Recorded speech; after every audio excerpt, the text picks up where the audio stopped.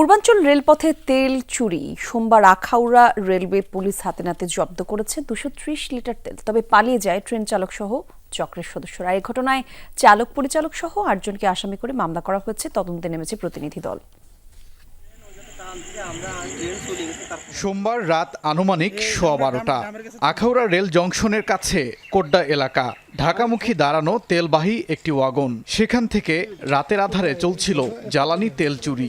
Railway পুলিশের উপস্থিতি টের পেয়ে দ্রুত ট্রেন নিয়ে সটকে পড়েন লোকোমাস্টার। উদ্ধার হয় 210 লিটার তেল। তেল চুরির ঘটনায় মঙ্গলবার আখাউড়া রেলওয়ে থানায় মামলা হয়েছে। আসামি করা হয়েছে লোকোমাস্টার নাসির উদ্দিন, সহকারী চালক রাজ্জাক ও পরিচালক ওমরকে। বাকি আসামিরা হলেন কোড্ডা গ্রামের পারভেজ, রতন, মুরাদ, ইসাক ও শামীম। তাদের ধরতে অভিযানে নেমেছে পুলিশ।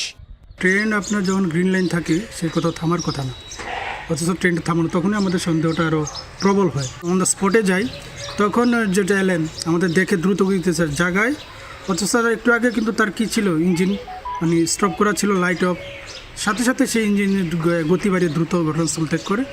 পূর্বাঞ্চল রেলপথে জ্বালানি তেল চুরি ঘিরে গড়ে উঠেছে শক্তিশালী একটি চক্র। অভিযোগ আছে আখাউড়া রেলওয়ের লোকোশেডের অসাধু কিছু কর্মকর্তা কর্মচারী এতে জড়িত, যদিও লোকোশেড কর্তৃপক্ষ তা অস্বীকার করেছে। অনেকদিন ধরে জানতেছি যে এই এলাকায় আখাউড়া রেল জংশনের দিকে মানে অহরহ তেল চুরির একটা ঘটনা আমরা শুনি। চক্র যারা, তাদেরকে কিন্তু এখনো ধরা হয় নাই, ধোয়া ছোঁয়ার বাইরে। সেটার সাথে এই তেল চুরির বিষয়ে সম্পূর্ণ জড়িত না। এটা মূলত এই ঢাকা আর হলো যে চট্টগ্রাম, এই দুই সাইডের ক্রুরা চাকরি করে, ওরাই বলতে পারবে। তেল চুরির ঘটনায় বৃহস্পতিবার থেকে তদন্তে নেমেছে রেলওয়ের উচ্চ পর্যায়ের প্রতিনিধি দল। ওবায়দুর রহমান, যমুনা নিউজ।